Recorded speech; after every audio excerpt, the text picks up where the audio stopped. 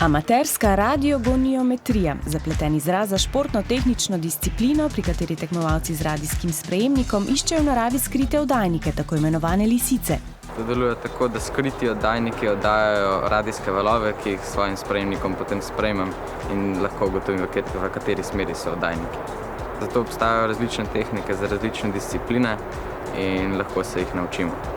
Moraš poiskati, kje se lisica najmanj sliši, in potem pritisneš ta gumb in obrneš v levo, in če se sliši bolj, je lisica pred tabo, če se sliši pa manj, je pa za tabo.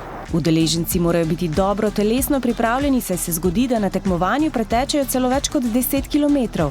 Pomembno pa je, da vse oddajnike poiščejo v čim krajšem času. Všeč mi je zaradi tega, ker združuje šport, čisti šport, pa tudi neke tehnike. Moraš znati gledati na karto, pa se orientirati s pomočjo kompasa, pa določiti, kje lahko prideš čez gozd, pa kje ne, pa poiskati razne poti. Tekmujejo vsak zase, drug drugemu ne smejo pomagati. Pri sebi imajo le sprejemnik, zemljevid območja in kompas.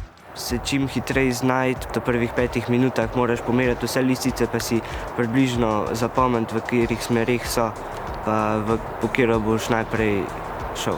Ja, veliko je v vaji. Čim več tekmovanj štartaš, čim več se naučiš in z leti. Prihodnje leto bo mladinsko svetovno prvenstvo v Sloveniji. Da bosta fanta lahko sodelovala na njem, pa se bosta morala najprej izkazati na domačih tekmah.